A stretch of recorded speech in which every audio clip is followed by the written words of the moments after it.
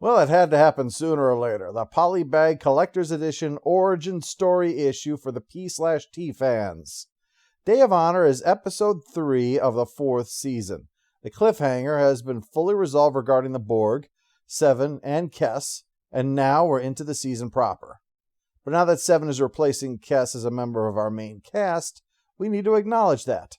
So Chakotay comes by because she wants a job and thought she'd ask for one, rather than the traditional means of just bumbling into it or simply declaring it as your new occupation. Meanwhile, Torres is dealing with the problems in engineering, which, while kind of her entire purpose on this ship, she seems to be taking personally right now.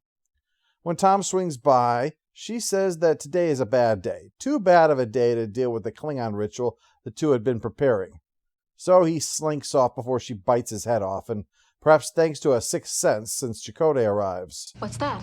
7 of 9 requested a duty assignment. Fascinating. She wants to work in engineering. What? The day that keeps on giving. Chakotay says that Seven could help them work on using transwarp technology to try to get home faster, and she's willing to help. But Torres figures Seven has some other agenda. Torres puts her foot down and says Seven is not working in engineering, and Chakotay reminds her that he has a bigger shoe. Seven is going to be starting work today. After the titles, Janeway has to give Seven the orientation. Don't go trying to contact the Borg, report to and obey Torres, and of course be prepared to battle a Gorn if Janeway feels the need to win a bet. They have a visitor, the Katati, a ship that escaped from assimilation last year. Captain, I want to assure you, my people were once proud and accomplished. But now we've become dicks. He asks for some supplies. I'm deeply grateful. I'm sure your gratitude is a currency that spends well. So Torres' people will have to get some thorium isotopes while Seven works on their transwarp modifications, and all while Torres gives her the stink eye. She comes over to personally heap the totality of the Borg's sins on this one person who herself was one of the Borg's victims. Even Seven can tell that Torres is PMSing here and says she's going to go back to her cargo bay and wait until the deflector is ready for the test. Oh, maybe the day is turning around. If I ever saw a job for the morale officer, it's sitting right here. Tempting fate. That one's on me. Is that supposed to make me feel better? Blood pie. Oh, my dear Lord. I would not eat that if you literally put a gun to my head. He figured out that this is the Day of Honor, not realizing that Torres wants nothing to do with it. So Neelix offers Plan B. I can see that you are ready to blow up at someone. I volunteer to be that someone. Question my parentage. I won't take it personally. Well, that takes all the fun out of it. She asks if she should go forward with a ritual, and he says that traditions are overall good things. Why, without our traditions, our lives would be as shaky as a fiddler on the roof. So Torres goes into the program. Will be a lengthy ordeal. First, you must eat from the heart of a sanctified Targ. Oh, that's it? Oh, that's not so bad. I figured you'd have to hold the whole heart and then take a bite out of it like an apple. This is like Klingon hors d'oeuvres. You will drink Motlach from the grail of Kalis. Drink to the glory of Kalis, the greatest warrior of all time. The salty flavor of sacred Targ urine. That done, the question is now how Torres has proven herself worthy. I'd say helping to vanquish a threat to the galaxy in Species 8472 is pretty noteworthy, but Torres waffles. So he suggests the ritual of 20 pain sticks. You know, like pixie sticks, except instead of delicious candy, it's an ass-kicking. So after throwing a few punches, she leaves and Paris finds her. He tries lifting her spirits by being funny, but that doesn't work. So they settle for arguing. Honor, dishonor, what does it matter? It matters because it's part of who you are. You've been running away from that your whole life. That sounds a bit dubious when you phrase it that way. It's not like she's first in line to the throne or something and has been shirking her royal duties. She was raised by a Klingon mother and no longer really adheres to Klingon stuff.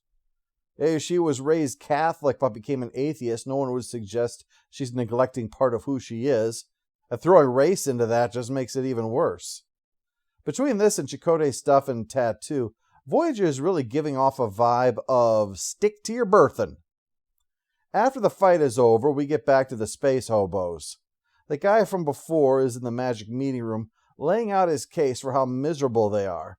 So Tuvok suggests maybe settling down and growing food. Of course. But we haven't been welcomed anywhere. Because we have no resources. Everyone treats us like vagrants, even criminals. I mean, we are, but that's no reason to treat us that way. Apparently, keeping your bellies full is more important to you than helping those less fortunate. Gee, it's a wonder nobody wants you settling near them with that winning personality. Despite that, she gives them all a bunch of food and medicine. May the gods smile on you and your crew. Well, thanks. Not seeing how that'll help. They didn't do you much good, did they? This is when Tom makes the remark about never having navigated a transwarp conduit, which it's been argued was meant to remove threshold from continuity. Personally, though, I think there's enough wiggle room in that remark to say that it's consistent, including the fact that turning into a monster may make the whole experience a little foggy. Speaking of things better forgotten. What species is that? She is a human who lived as a Borg. Borg! Oh, Tuvok, I know that Vulcans in general don't lie, but did you have to give out that much information in the answer, knowing what a hard-on this guy has over the Borg? Now that we're finished spreading joy this way, down in engineering, the first step in transwarp conduit travel is being tested by just opening a hole and gathering data. But it has to be done at warp.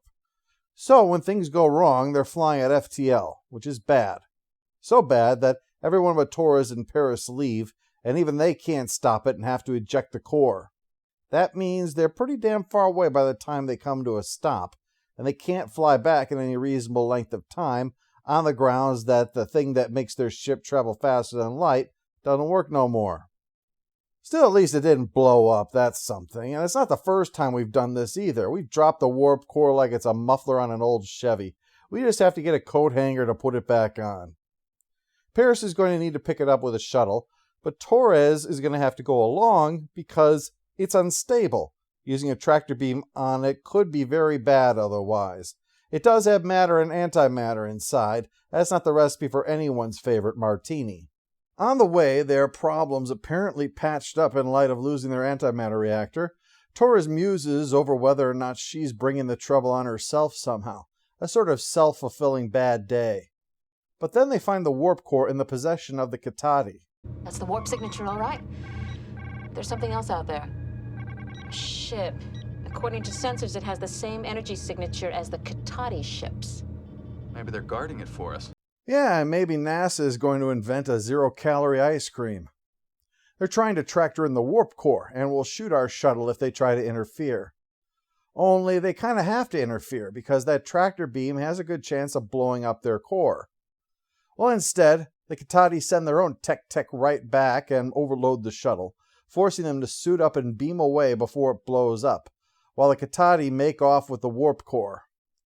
To send a message to Voyager will require using both suits to have the power needed. Look at that, after all this COVID, people are just overreacting to monkeypox, aren't they?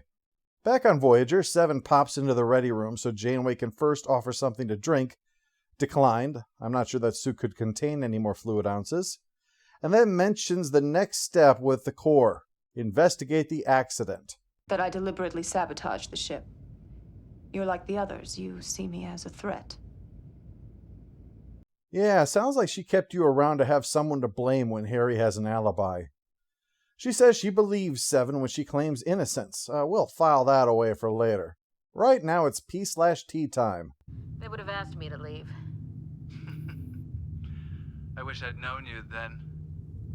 You'd have hated me. I can't imagine a time I wouldn't have found you fascinating. Save that guy for later. That's one we're going to need to pull out eventually, but not just yet. Because Paris is asphyxiating, see. His suit was damaged by ion flatulence or something, and it's lost its oxygen. Torres shares with him, but with the damage to her system, she's only got half an hour for the two of them. So, there's a foolproof plan. We'll order a pizza with extra oxygen, and we should be able to last until it gets here. Back on Voyager, the Janeway who said she believed Seven didn't sabotage the ship says, When tachyon levels rose to a resonant frequency, core pressure increased. Then it was an accident. As opposed to what? What I meant to say was, then it was an accident, as I suspected. Chakotay pops in to say they've picked up the signal from Torres, but first, it's the Katati. See how well that gratitude of theirs spends. I made it clear last time that we couldn't possibly provide you with enough for all your ships. And I had to accept that because your ship is more powerful than ours. But the situation has changed, hasn't it? Yes, how dare people call us criminals just because we're pirates? Prepare to send us food, weapons, and your entire supply of thorium. And that Borg you're protecting. We want her too. There are many who would enjoy a chance to repay one of them for what they did to us. Nothing says I'm the good guy quite like, and give me one of your women that we might vent our frustrations upon her. Meanwhile, as Torres and Paris float in what could be their final moments, talking about things, she makes a crack at him, but is suddenly self-aware enough to realize that it's what she always does. Well, it's a surefire way of not getting hurt. What a coward I am. Back on Voyager, Chakotay recommends fighting, and Janeway agrees, even after Seven volunteers to give herself over to the Katati. Fortunately, it doesn't come to that, because Seven's Borg knowledge includes the very technique the Katati lost that could allow them to make the thorium isotopes and become self-sustaining. All we've got to do is just give it to them. Well, as you can imagine, when being handed the golden ticket, the Katati leader complains he's not getting a hand job from Willy Wonka himself. Seven finally has to explain that the one device can start them off, and with the information she gives them and some components, they can make more and more to supply for all of their needs. Now, do you have to have a fucking piggyback ride, or will you just give us back our warp core and let us save the people that you stranded in space?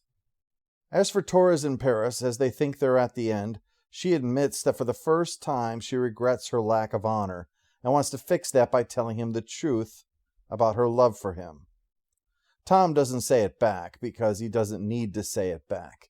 He's been saying it this whole time, and keeps saying it every time she pushes him away.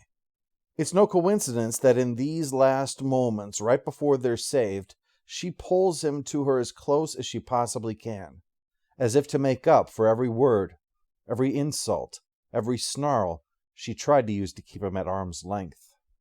Post-episode follow-up, Stupid Neelix's moment is waived for being the only one willing to point out what a bunch of assholes the Katati are to their faces.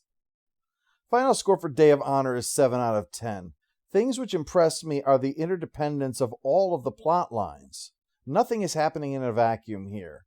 No pun intended. Another is the effectiveness of the zero-G sequences. I never for a moment had my suspension of disbelief shattered. And the show committed to evolving their characters, a refreshing sign that with the changes of Season 4, it was a new status quo that maybe didn't go as far as it should have, but at least it moved forward. The Katati are unfortunately too large of a problem for this episode. Many have commented that they raise questions about what desperation does to people. But if you A, try to rob the only people who will help you, and B, want to inflict suffering on someone out of a misplaced desire for revenge, then sympathy is hard to muster. And hell, remember the bad guys we saw in the Season 7 episode Void, they were no different, were they?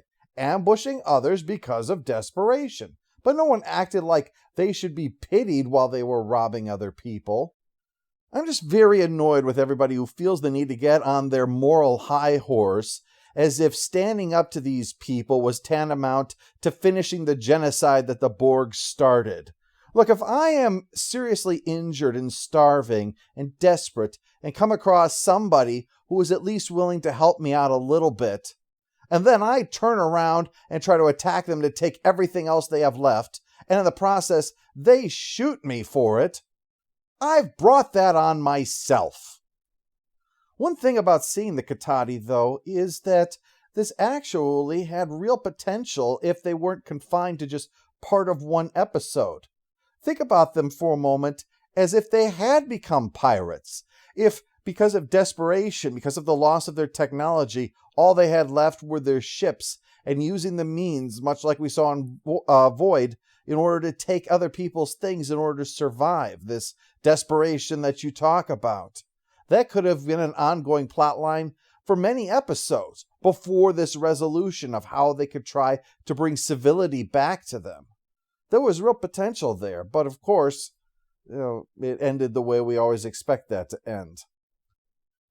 But yeah, I got very little sympathy for these people. I mean, when you go around going, how dare you call me a criminal just because I do something only a criminal would do, then you've lost me. Because desperation doesn't mean that I have committed no sin. It means that you have made a choice, and you have to own your choice. If you act like a criminal and are seen as a criminal, well, that's kind of cause and effect, isn't it? And just think for a moment what they wanted to do to Voyager. Give us your stuff. We want to have it. We're going to leave you with barely a means of transportation. We're going to leave you starving. We're going to leave you short on medical supplies, just like we are. Just like the people we hate so much, the Borg. Oh, an unfair comparison? Because they're desperate and the Borg weren't? Desperation alone is the difference between being fully justified or a monster. I mean, yeah, the Borg didn't need to take the Katatis' stuff. But then again, when they took people, it was with a purpose. At least they were misguided in thinking that they were doing their victims a favor. They didn't hurt their victims just to listen to them scream. As for Torres and Tom, well, that's even too big for this, so we're going to talk about it in our companion video on Torres.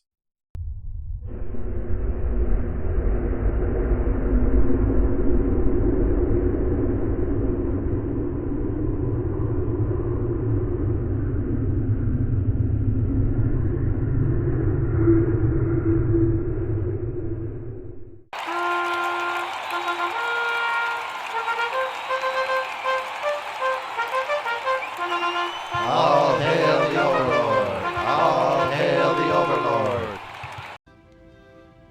I'm afraid.